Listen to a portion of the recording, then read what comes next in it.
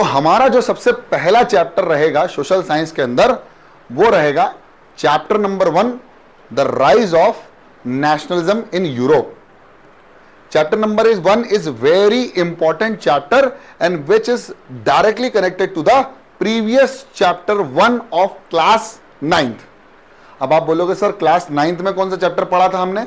जैसे कि आप लोगों ने पहले ही पढ़ चुके हैं क्लास 9 के अंदर द फ्रेंच रिवॉल्यूशन, तो वो आप सबको याद होना चाहिए. एक बार रिकॉल करवा लेता हूं, बिल्कुल क्विक रिकॉल करवा देता हूं कि उस चैप्टर के अंदर आपने सबसे पहले एंडिंग पढ़ी थी. उस एंडिंग के अंदर क्या हुआ था? एक बहुत सुबह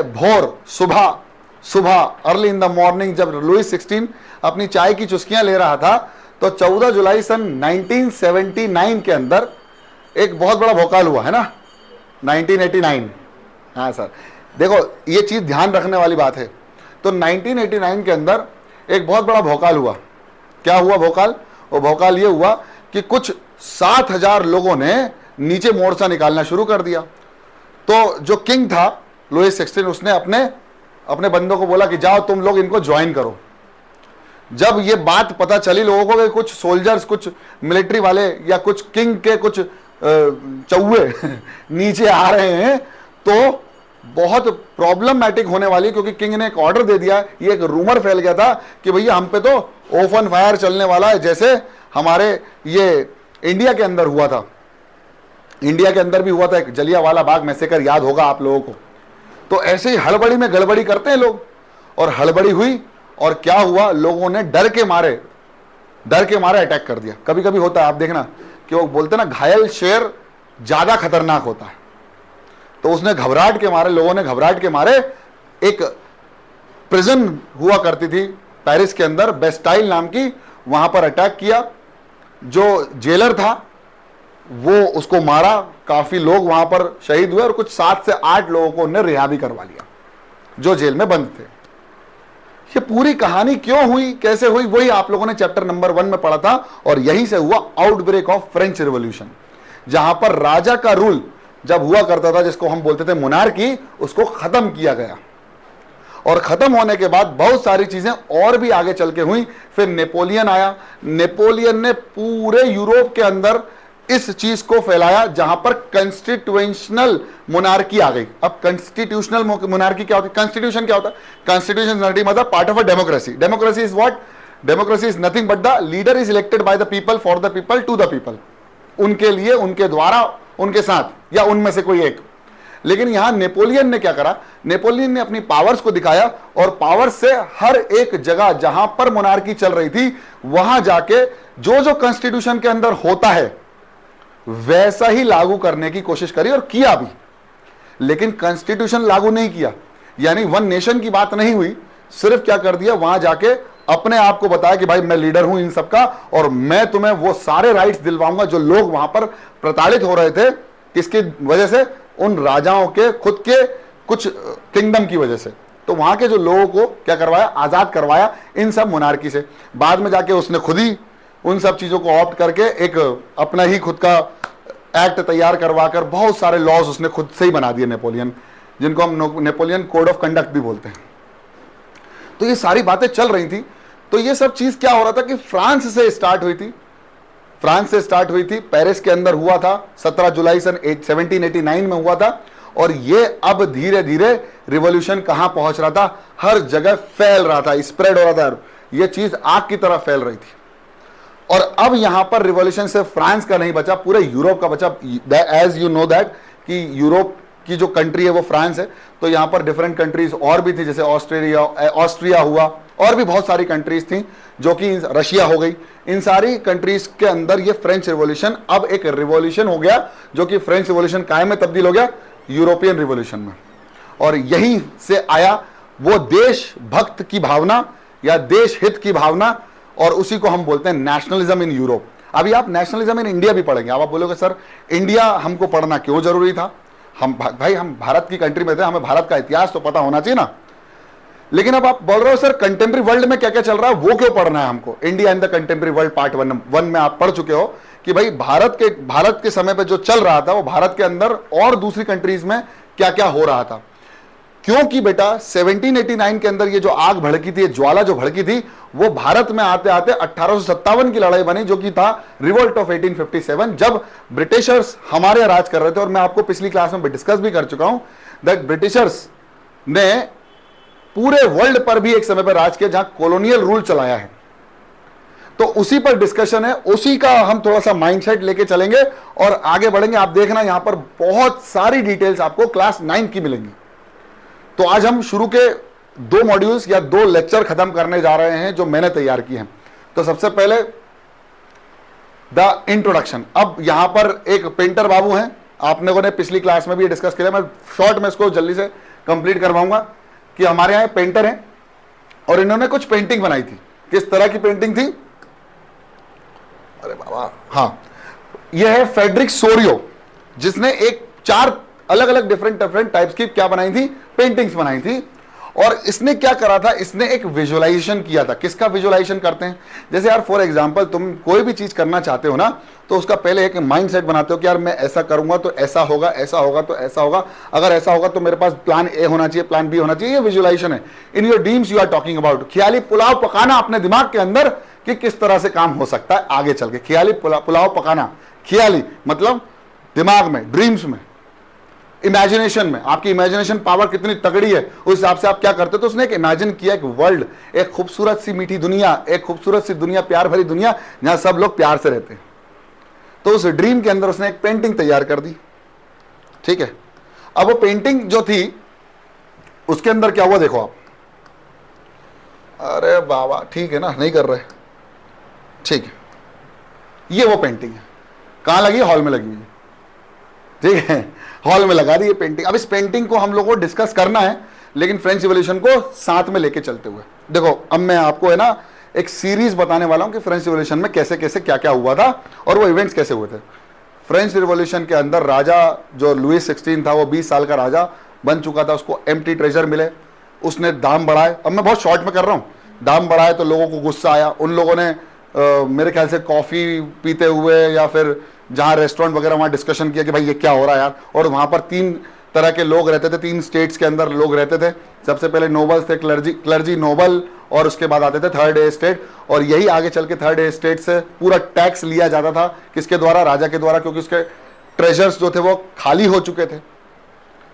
लोगों ने इसके ऊपर, बोलते ना भाई वो दुश्मन का दुश्मन दोस्त होता है, तो बस वहां से शुरुआत करी और उन लोगों ने आपस में एकता बनाई, यूनाइट हुए। उन्होंने कहा भाई हम तो राजा को हटा देंगे। अब देखो क्या होता है, इन सब लोगों के बीच में एक लीडर भी होना जरूरी है, तब जाके उनका जो मिशन है वो पूरा होता है और तब जाके सामने वाला दुश्मन सबमिशन करता है। मेरी बात समझ में आ रहा है? यानी हार मान लेता है। मिशन पूरा करने के लिए एक लीडर की जरूरत है, तब जाके सबमिशन होगा। और सबमिशन कब होगा? जब आप यूनाइट रहेंगे, आप एकता में बने रहेंगे। और वो एकता का कोई कारण था नहीं, इसलिए यूनाइटेड नेशन का नाम का एक बहुत इंपॉर्टेंट रिवॉल्यूशन आगे बना, जिससे हुआ नया वर्ल्ड इवॉल्व। और यही वर्ल्ड इवॉल्व होने की वजह ये पेंटिंग है। मतलब इस पेंटिंग के अंदर वो विजुअलाइजेशन है। मेरी बात समझ रही? तो वो स्टार्ट कहां से होता? French revolution. फिर उसके बाद महिलाओं को जैसे ये चीज हुई कि भाई नेशनल असेंबली बनी, तो नेशनल असेंबली बनने के बाद महिलाओं को वो प्रॉपर जगह नहीं दी गई। नोबल्स, क्लर्जी ने तो बहुत बढ़िया अपनी जगह स्थापित कर ली, लेकिन फिर उसके बाद जो थर्ड ए स्टेट के कुछ लोग जो अच्छे अमीर हो चुके थे, पढ़े लिखे लोग थे, उनको जगह दी। लेकिन कुछ ऐसे लोग भी थे जिसमें बच्चे आते थे और विमेन आती थी, वहां पर उन लोगों को वोट डालने तक का अधिकार नहीं था। इवन पहली असेंबली, नेशनल असेंबली के अंदर उन लोगों को तक सीट तक नहीं दी गई थी बैठने के लिए कि आप बैठिए। तो इस तरह का तिरस्कार तो कोई भी नहीं सहन कर पाता। तो फिर वो चीज आगे बढ़ी और इस चीज की वजह से आउटब्रेक हुआ इस रिवॉल्यूशन का। और ये रिवॉल्यूशन जब आउटब्रेक हुआ ना बेटा, तो इसके जब बम फटा तो बम के छींटे बहुत दूर दूर तक गए और पूरे यूरोप में फैल गए। ये वायरस की तरह था। तो बस उस खूबसूरत सी दुनिया को बनाना है। अब वो कैसी बन सकती है, वो इस पेंटिंग के अंदर उनने अपनी खूबसूरत सी दुनिया बनाई। और उस समय जो महिलाओं को उनके अधिकार नहीं मिल रहे थे, जो उनके राइट्स उनको नहीं मिल रहे थे, ह्यूमन फंडामेंटल राइट्स नहीं मिल रहे थे, उन राइट्स को लेते हुए एक और पेंटिंग उस जमाने की फ्रेंच रिवॉल्यूशन के टाइम पे बहुत ज्यादा सर्कुलेट हो रही थी। वो ये थी कि as you would recall the artist of that time of French revolution personified the liberty as a female figure. और ये इसी को बोला स्टैच्यू ऑफ लिबर्टी। अब ये स्टैच्यू ऑफ लिबर्टी क्यों लिया? क्योंकि आपको पता है उस जमाने तक जो यूएसए था वो ब्रिटिश से आजाद हो चुका था। स्विट्जरलैंड ब्रिटिश से आजाद हो चुका था। तो ये कैसे आजाद हुए हम भी आज़ाद हो सकते हैं। लेकिन French revolution is the biggest, मैं कह सकता हूं, इवेंट जो पूरे देश में, क्या पूरे वर्ल्ड में फैल गया।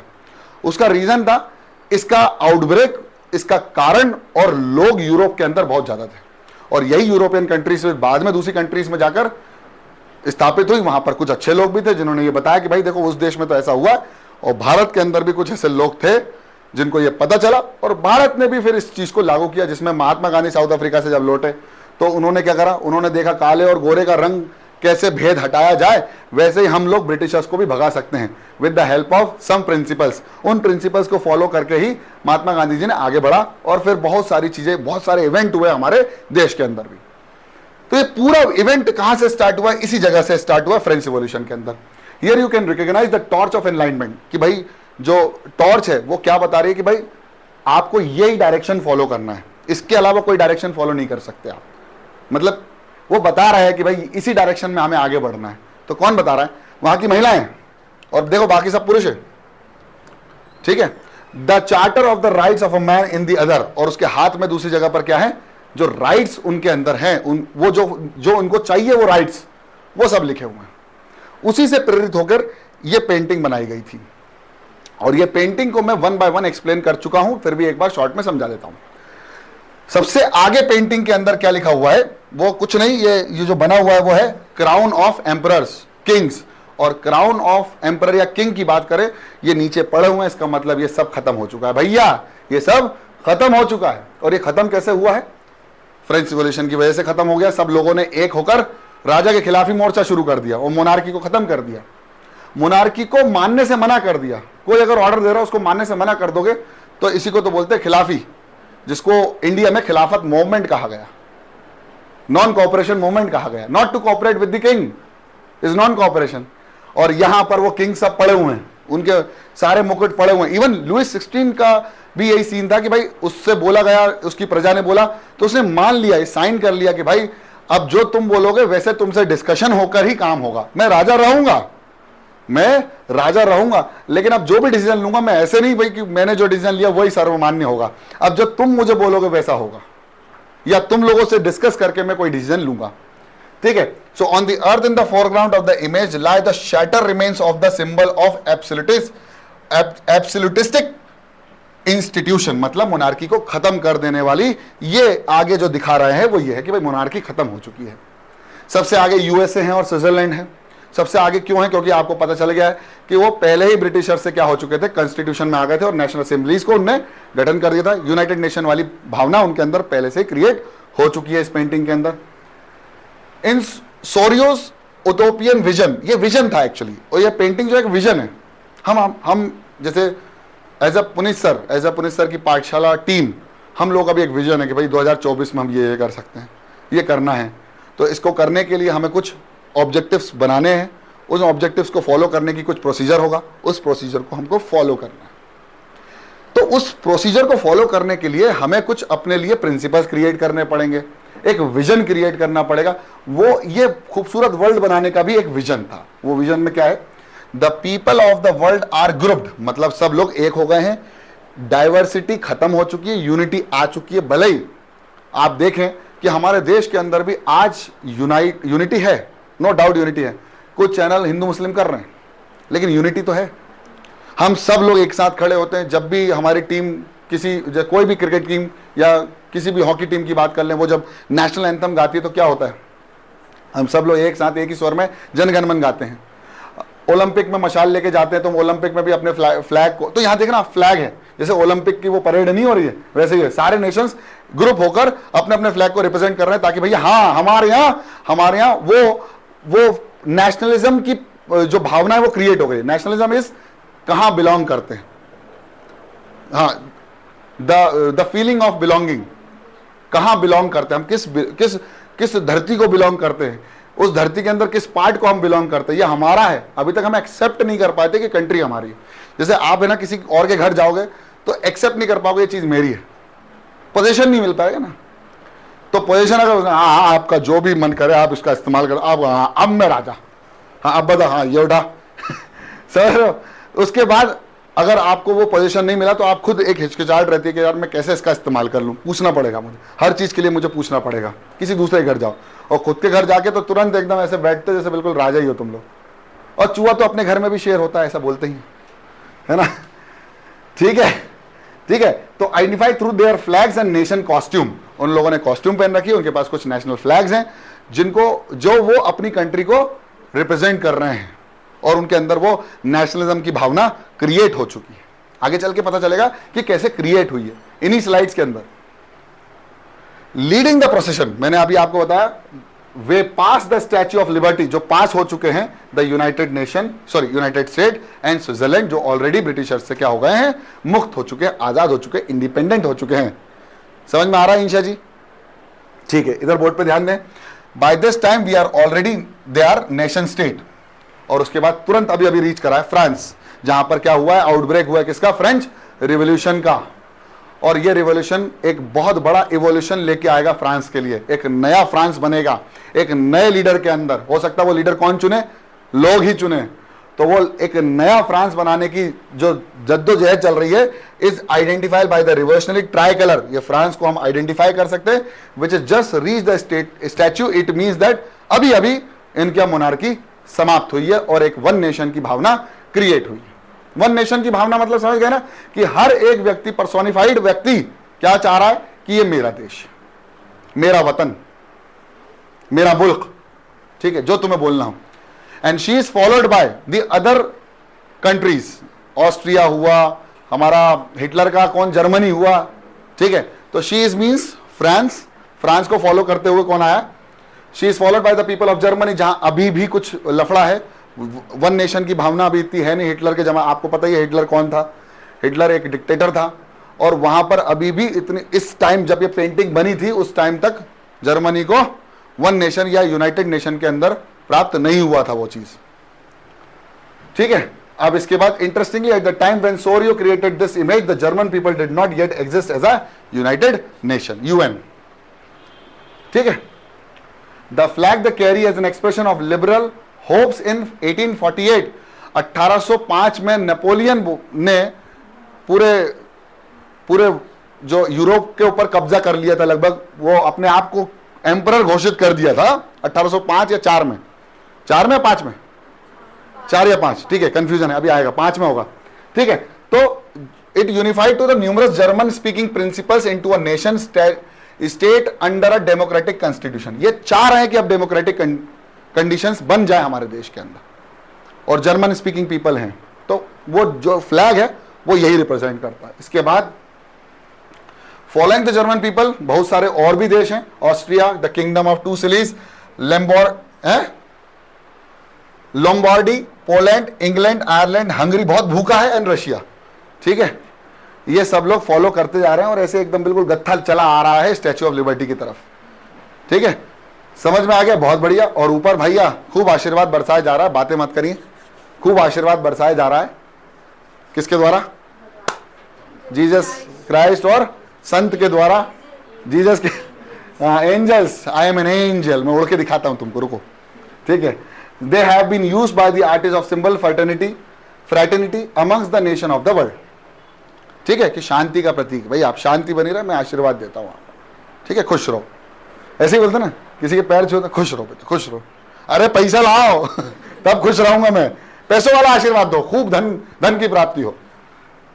आगे लड़ाइयां हुई है इस चीज के लिए भी, वर्ल्ड बैंक अभी देख लो, लोग आपस में एक दूसरे को इकोनॉमिकली ही बोलते कि हम स्ट्रांग हैं, कभी नहीं बोलते कि हमारे यहां खुशहाली फैली हुई है, we are strong, no, we are comparing one another by money, ठीक है। तो कौन ज्यादा खुश है, जिसके पास ज्यादा पैसा है। वाह सर, गलत सिखा रहे हो, ठीक है। तो इस चैप्टर के अंदर हमें यही डील करना है कि आगे क्या क्या होने वाला है, इन इशू, इस पेंटिंग के विजुअलाइजेशन के ऊपर डिस्कशन करना है, ऑन सो ऑन। ये पेंटिंग लगा दी गई है मेमोरी के लिए, अरे अपन ने अपनी कोचिंग में लगवा दी, ठीक है, ठीक है, लग गई है, लगी तो है।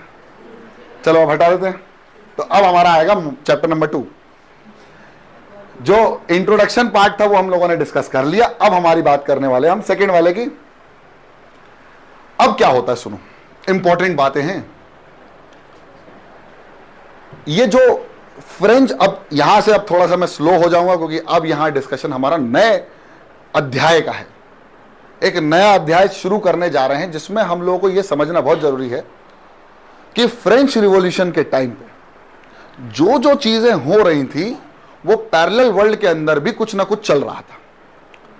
नेपोलियन के बाद ये सारी चीजें सिद्ध हो चुकी थी कि भैया मोनार्की तो बेकार है, हमें एक ऐसी कंट्री की जरूरत है जहां डेमोक्रेसी हो, जहां जो किंग होगा वो मैं डिसाइड करूंगा या पीपल डिसाइड करेंगे कि हम पर कौन रूल करेगा, who will govern the government, who will govern the country, who will rule the country, who will run the country, ये हम डिसाइड करेंगे। तो ये सारी चीजें समझ में आ चुकी थी। और भाई साहब 19th सेंचुरी मतलब 1800 सदी जो चल, 19 का मतलब क्या होता है, जो 1800 की लाइन चल रही है। मैं वही बात कर रहा हूं जब बोनापार्ट नेपोलियन जब ये सब कर चुका था पूरे यूरोप में लगभग। Nationalism emerge as a force which brought about the sweeping changes in the political and the mental world of the Europe. मतलब वो 1800 में जब ये नेपोलियन आया, अब ये नेपोलियन पे मैं क्यों जोर दे रहा हूं, ये किताब में भी है। तो उसने क्या करा, उसने जहां जहां पहले तो पेरिस के अंदर उसने पूरा सेटअप कर दिया कि भैया हां अब मैं आपको कॉन्स्टिट्यूशनल राइट्स दूंगा but I will be the leader.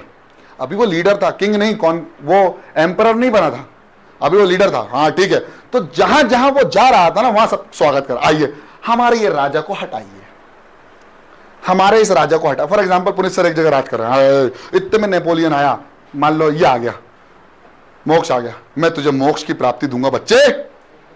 तो ये नेपोलियन है, मैं कहीं राजा हूं, ठीक है हाँ राजा, अरे राजा की तरफ फील भी तो करना पड़ेगा। हाँ ठीक है 5 लाख रुपए भिजवा ठीक है। तो नेपोलियन ने पता क्या कहा, नेपोलियन ने कहा ए हटा हटा सावन की घटा, अपना लगा चल। वो माइकल जैक्सन का डांस चला, इतने में संजय दत्त आ गया, चल पे मेरा गाना लगा तो ऐसे ही चल रहा था। तो वो चाह रहा था कि सभी लोग जो इस यूरोपियन कंट्रीज के अंदर जितने भी कॉन्स्टिट्यूशनल असेंबलीज में हैं या डायनेस्टी, उनको पहले डायनेस्टी बोला जाता था, अभी वार्ड क्रमांक 64, वार्ड क्रमांक 65 ऐसा आ गया है।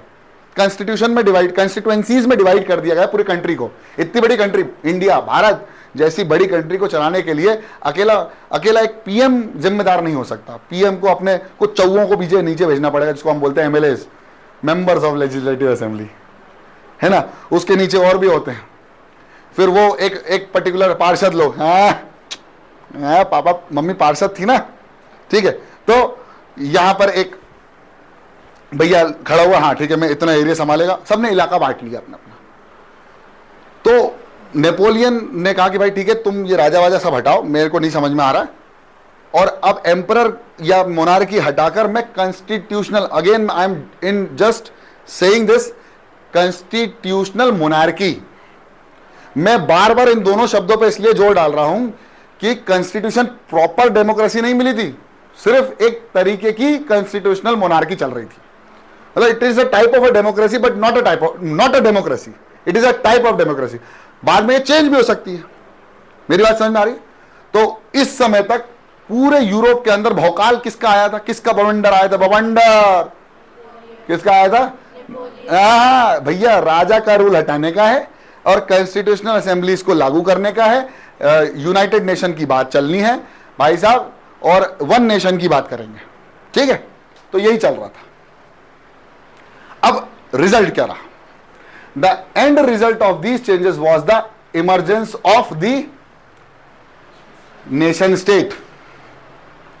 सबसे बड़ा रीजन क्या था कि भैया इसका एंड रिजल्ट यही था कि भैया नेशन स्टेट बन गया। दोनों कंट्रीज के फ्लैग आपको दिख रहे हैं। इन प्लेस ऑफ, किसके प्लेस पे? डायनेस्टी, एम्परर, राजा का rule, monarchy, dynasties, empires of Europe.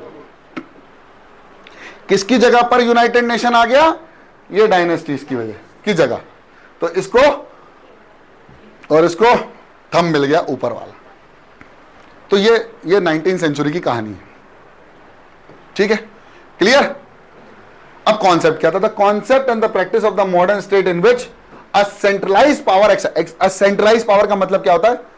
एक सेंट्रलाइज पावर का मतलब होता है कि भाई साहब मैं हूं, मैं सेंट्रलाइज हूं, मतलब राजा है, सेंट्रलाइज पावर में पूरा पावर कर रहा है, जो मैं बोलूंगा मेरे बिना पूछे कुछ नहीं हो सकता। आई am the management of that thing. अब कोई बंदा आता है, किसी को अगर पत्ता भी हिलाना इधर से उधर, तो वो क्या करेगा, राजा राजा राजा जी ये पत्ता इधर से इधर कर दें, हाँ ठीक है कर दो। तो इस तरह से सेंट्रलाइज पावर चल रही थी, पावर डिस्ट्रीब्यूटेड नहीं थी। और आप एक बात ध्यान रखना कि मान लो आपके घर की इलेक्ट्रिसिटी सेंट्रलाइज हो जाए, फॉर एग्जांपल, मैं एग्जांपल दे रहा हूं फिजिक्स को लेकर। मान लो आपके घर की इलेक्ट्रिसिटी सेंट्रलाइज कर दे, मतलब एक ही स्विच से पूरे घर की लाइटें चालू हो और एक ही स्विच बंद करने पर पूरी घर की लाइटें बंद हो जाएं। तो दिन में अगर आपको इस कमरे के अंदर एक लाइट चालू करनी, बाकी सब बंद करनी है, तो क्या होगा? ऐसा हो सकता है? पॉसिबल नहीं। तो it should be distributing each and, इसलिए तो स्विचेस आए, नहीं तो ऑन किया चालू बंद खत्म। तो ये सेंट्रलाइज्ड होता है। ऐसे कंप्यूटर्स में भी सेंट्रलाइज सिस्टम चलता है। अगर एक सिस्टम की वजह से सारे सिस्टम बंद हो जाएंगे, मतलब एक सिस्टम से सारे सिस्टम कनेक्टेड है, तो अगर वो बंद हो गया तो सब बंद हो गया। क्या मेरी बात समझ आई? So the centralise power exercise sovereign control over a clearly defined territory had been developing over a long period of time in Europe. और इसको हटाना था और ये हटा, ये जो चीज चल रही थी। A nation state was one in which the majority of its citizen and not only its ruler came to develop a sense of common identity and shared history or descent. इसका मतलब वो वन नेशन की भावना सब लोग create करना चाहते थे और वो हुई भी आगे चल के। और ये सब हटाना है इनको, राजा का रूल, डायनेस्टी वाला खेल खत्म करना है। हमारे भी थी Lodhi dynasty, Shukla dynasty, India के अंदर भी सब चल रहा था। This commonness did not exist for time immemorial, it was forced through struggles through the action of leaders and common people। मतलब वही लोग ने इन सबको बंद करने की चेतावनी दी, फोर्स करा कि भैया बंद करो, नहीं चल पा रहा ये काम। मान लो फॉर एग्जांपल अपनी इस क्लास में कुछ प्रॉब्लम चल रही है, मान लो कुछ प्रॉब्लम चल रही है और मुझे ये बात पता नहीं है क्योंकि ये सेंट्रलाइज चल रहा है पूरा काम। I am the whole sole incharge of this class. तो कोई तो आके बोलेगा ना, सर वो ऐसा चल रहा है, इसको बंद करवाओ यार, ये ऐसा चल नहीं पाएगा, हम परेशान हो रहे हैं। तो दो लोग परेशान हो रहे हैं तो फिर वो सिस्टम सुनेगा नहीं। जब सब लोगों को परेशानी होगी और अगर तब भी वो सिस्टम नहीं सुनता तो सिस्टम ही चेंज कर देंगे लोग, है ना? समझ में आ रही बात? चलिए, and this chapter will look at the diverse process through which nation state and nationalism came into being in 19th century Europe.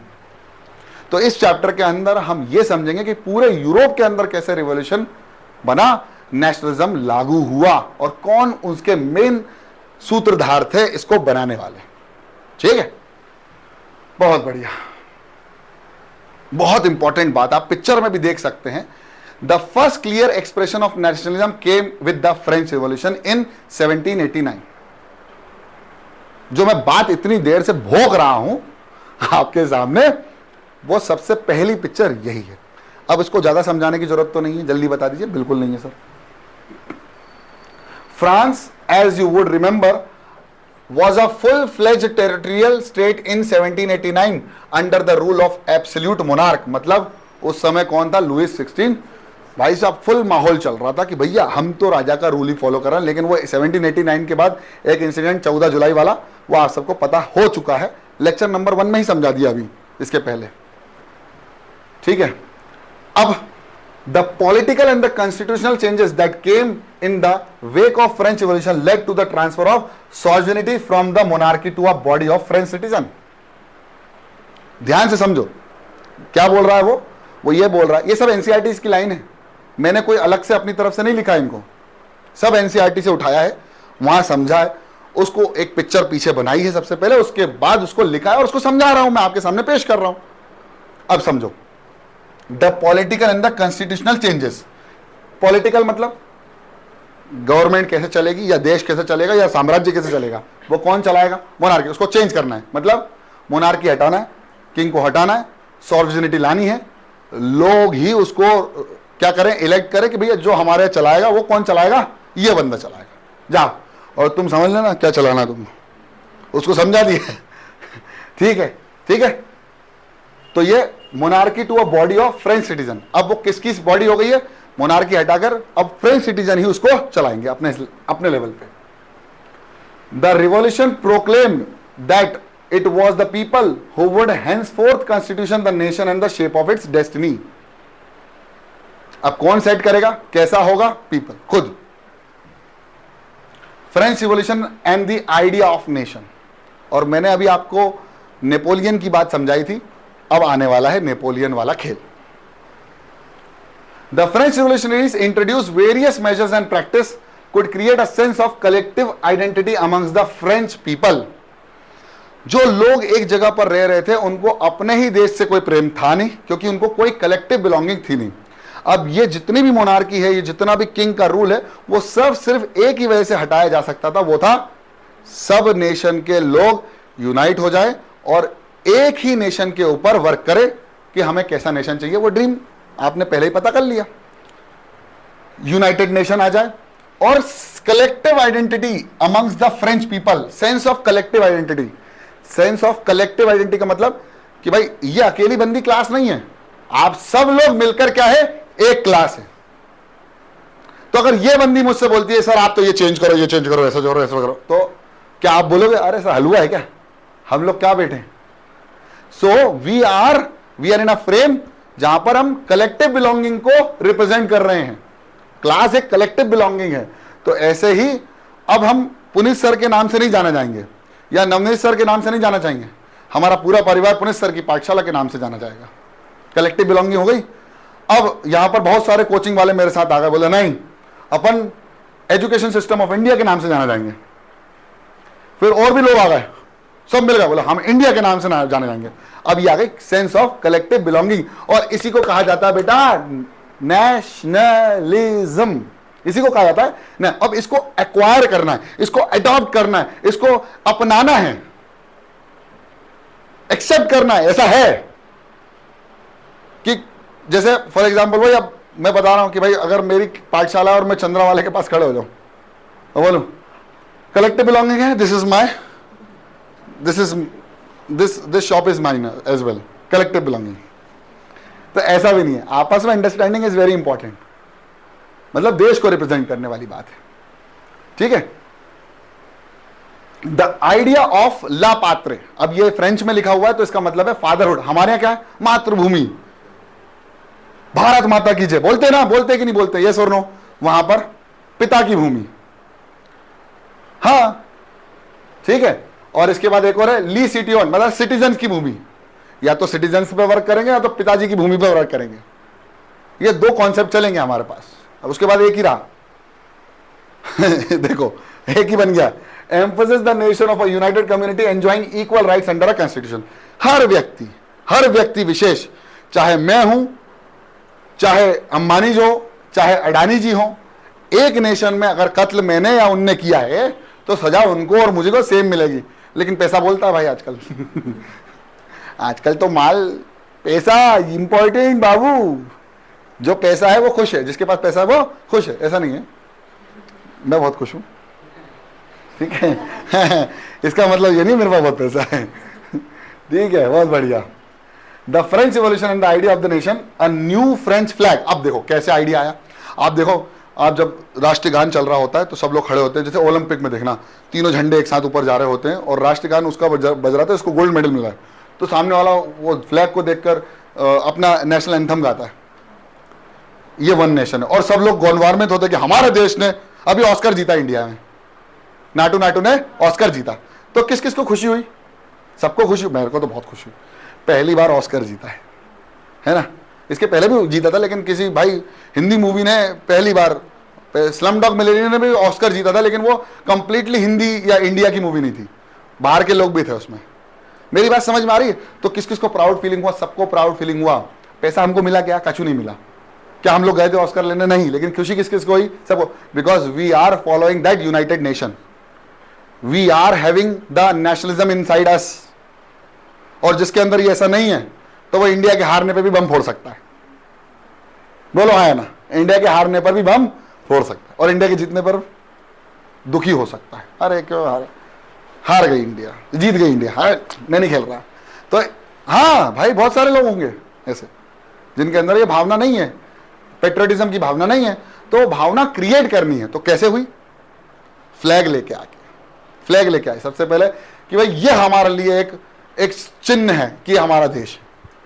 हम अभी भी हमारे नेशनल फ्लैग की कितनी वैल्यू है ये आप लोगों को पता है, हम लोग कितना रिस्पेक्ट करते हैं उसकी, ये भी पता है आपको, है कि नहीं? तो a new French flag the tricolour was chosen to replace the formal royal standard. Royal standard मतलब जो राजा वाला फ्लैग था उसको साइड कर, इसको हवा आन दे। और किसको लगा? इसको लगा लाला, तो लाइव झिंगा लाला। ठीक है, हाँ भाई ठीक है, कहाँ आगे नहीं बढ़ रहे? हाँ, the A state general was elected by the body of active citizen and rename the national assembly. अरे भाई साहब, तीन स्टेट थी। सबसे पहले नोबिलिटी, क्लर्जी, नोबिलिटी और थर्ड ए स्टेट। उसके अंदर बहुत सारे लोग थे, आप लोगों ने 9th क्लास में सब कुछ पढ़ रखा है। उनमें से कुछ लोगों को उठाकर एक नई जनरल असेंबली को जन्म दिया। उसमें फिर जुडिशरी, एग्जीक्यूटिव, वो सब क्लास 9 का पूरा कच्चा चिट्टा चल रहा है। ओके, अब ये क्या हाइम्स क्या होता है, किसी को पता? हाइम्स, न्यू हाइम्स वर क्रिएटेड। हाइम्स, अरे भाई गाने हुए, बोलते ना विजय विश्व तिरंगा प्यारा, झंडा ऊंचा रहे हमारा, गाने बना दिया भैया। सब लोग वही गाना गा रहे हैं, मेरे देश की धरती सोना उगले, है ना, हीरे मोती, सबको आता है गाना। तो जब भी इंडिपेंडेंस डे होता है ये गाने बनना शुरू हो जाते हैं। नन्ना मुन्ना राई हूं, देश का सिपाही हूं, बोलो मेरे संग जय हिंद जय हिंद जय Hind. These are the new songs which were created. देखो ये सब कंपोजर है, ये आर डी बर्मन, लक्ष्मीकांत प्यारेलाल, ठीक है, हिमेश रेशमिया भी आ गया। ठीक है, ठीक है। इसके बाद क्या हुआ? ओथ वर टेकन कि भैया हम शपथ ग्रहण करते हैं। तो ओथ वर टेकन कि हम तब तक नहीं लेंगे जब तक हम कॉन्स्टिट्यूशन नहीं बना लेते। आपको याद होगा फ्रेंच रिवॉल्यूशन में ऐसा हुआ था, तो सब खड़े हो गए टेनिस कोर्ट में। मैं माता की कसम खाता हूं, मैं पड़ोसी की कसम खाता हूं कि मैं हिलूंगा नहीं। ठीक है।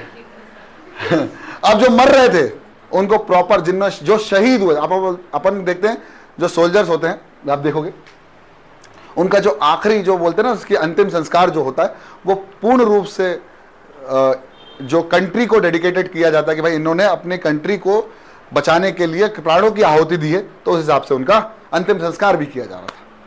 तो ये एक वन नेशन वन आइडिया वाली लाइन है, all in the name of nation.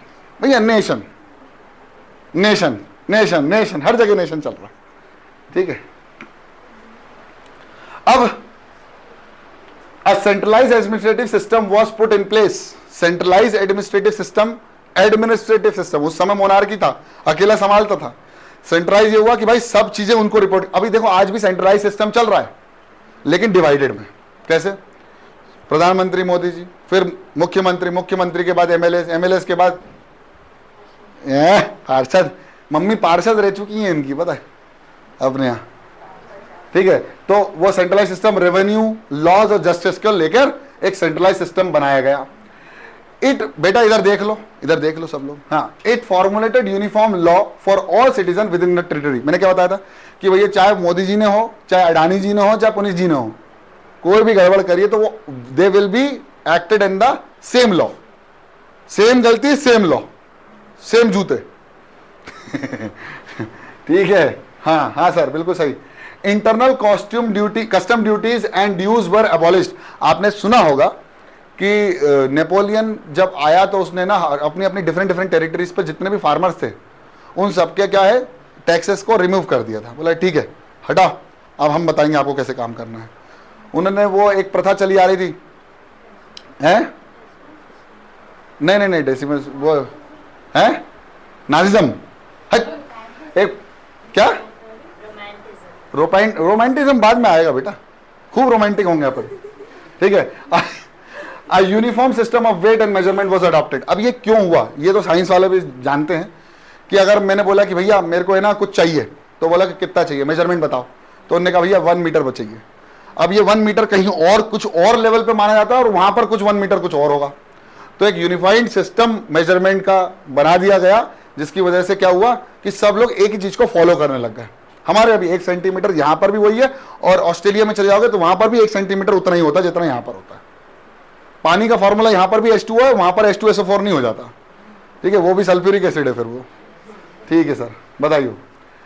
Regional dialects were discourage French as it was spoken and written in Paris become the common language of the nation.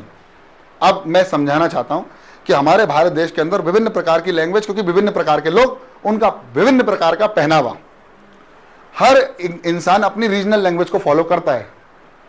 लेकिन ऐसा माना गया कि जब भारत के अंदर भी 14 सितंबर को हिंदी को राजभाषा का दर्जा दिया गया था, हिंदी दिवस के नाम पर मनाया जाता है 14 सितंबर, तो राजभाषा का दर्जा मतलब कि जितने भी काम होंगे, राष्ट्रीय काम, गवर्नमेंट काम, वो सब किस लैंग्वेज में होंगे? हिंदी लैंग्वेज में। तो जैसे हिंदी में होता है वैसे यहां फ्रेंच में हुआ, फ्रेंच लैंग्वेज का इस्तेमाल करेंगे हर एक काम के लिए, ठीक है। In parents become the common language of the nation.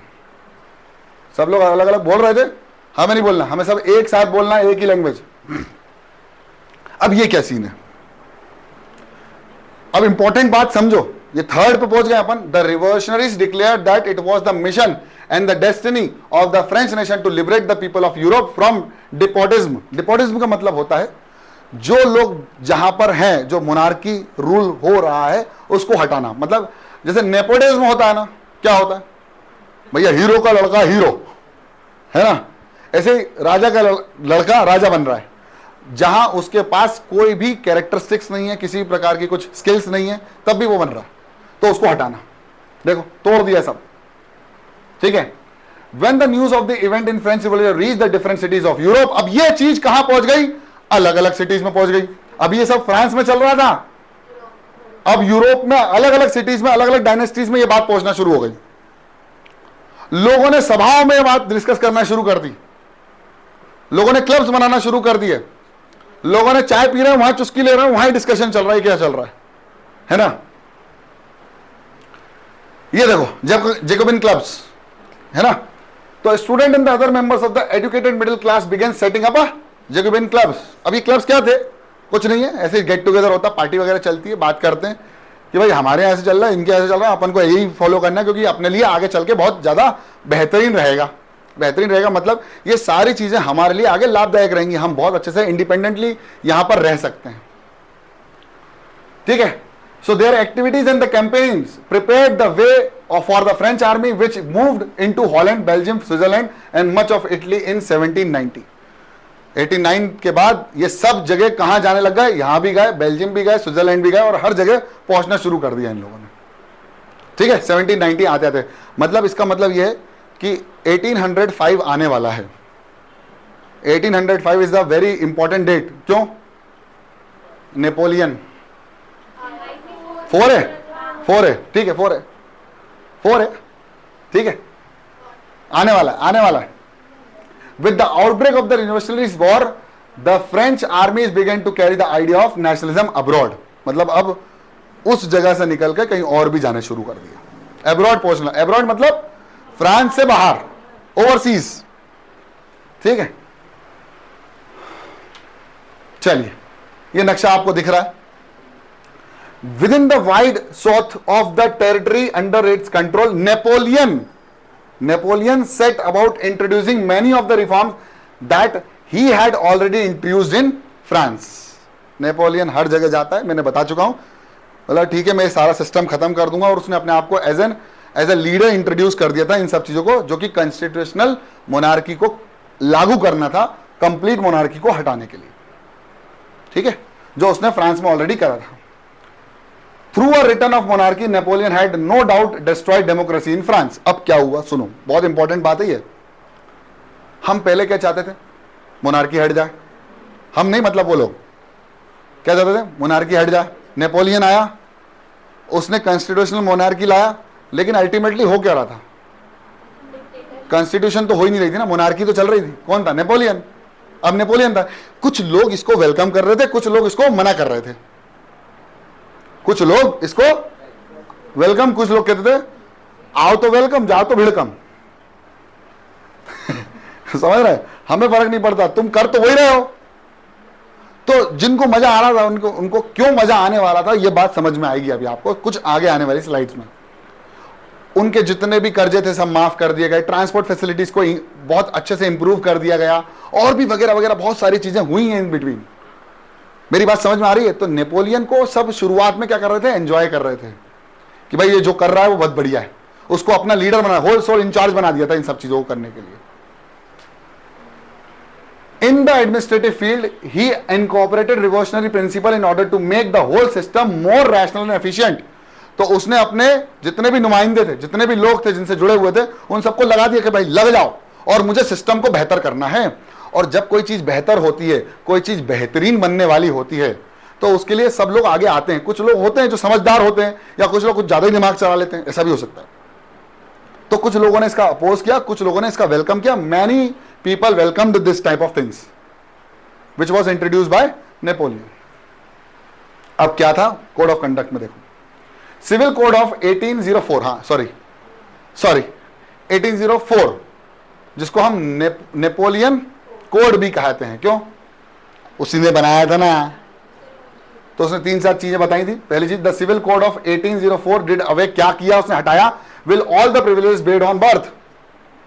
जो भी बर्थ के बेस पर इनको प्रिविलेजेस मिलते थे वो हटाए। सिल्वर स्पून के साथ जो पैदा होता है उसको बोलो तो भैया चांदी की चम्मच में नहीं खाएगा,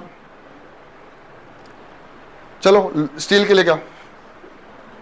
मतलब राजा का बेटा राजा नहीं बनेगा, ठीक है। Established equality before the law, law के सामने कोई भी बड़ा नहीं है। ये हमारे भारत देश में आज की कहानी है, कॉन्स्टिट्यूशन के अंदर है ये सब, डेमोक्रेसी के अंदर है। Secure the right to property, इसका मतलब यह है कि यहां पर राइट टू प्रॉपर्टी को सिक्योर किया गया। कैसे सिक्योर किया गया? जिसकी जो प्रॉपर्टी है उसके वो जो फ्यूडल सिस्टम, हाँ याद आ गया, फ्यूडल सिस्टम जो था वो हटा दिया गया। He remove feudal system, he demolished feudal system. This code was exported to resign region under French control, और सारे फ्रेंच कंट्रोल के अंतर्गत आ गए। इसका मतलब अल्टीमेटली कौन कंट्रोल कर रहा था? Napoleon. In Dutch Republic, Italy, Switzerland, Germany, Napoleon simplified administrative division, उसने सब सिंप्लीफाइड कर दिया, हर चीजों को बहुत ज्यादा ट्रांसपेरेंट कर दिया। In town to guild restriction were removed, मतलब जितने भी लोग जो जिनको रिस्ट्रिक्ट किया जाता था कि भाई तुम ये नहीं कर सकते, उनको हटा दिया गया, ये सारे रिस्ट्रिक्शन को रिमूव कर दिया। Napoleon abolish the feudal system, अभी बताया, फ्यूडल सिस्टम को हटा दिया गया, जो फ्रेंच रिवॉल्यूशन में आप पढ़ भी चुके फ्यूडल सिस्टम। हाँ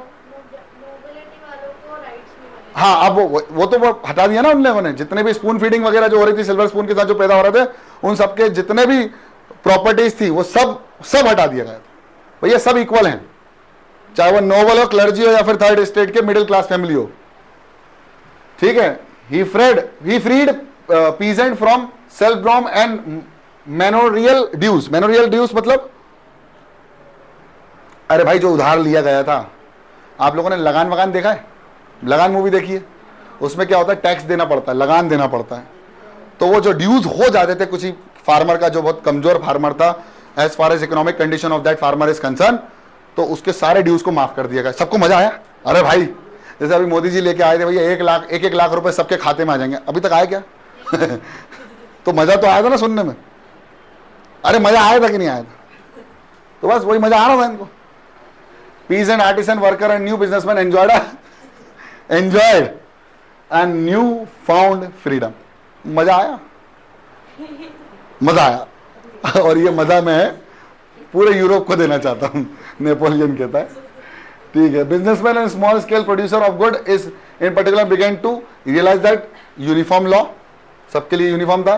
स्टैंडर्डाइज वेट एंड मेजर, मतलब अगर कोई बिजनेसमैन किसी चीज को बेचने जाता था तो वहां पर कुछ और था और वहां पर कुछ और था, तो उसकी वैल्यू कम या ज्यादा हो जाती थी, तो इसकी वजह से उनको बहुत लॉस होता था। तो इनने मेजरमेंट को स्टैंडर्डाइज कर दिया कि भैया 1 सेंटीमीटर मतलब 1 सेंटीमीटर, 1 किलो मतलब 1 किलो, सब जगह वही रहेगा।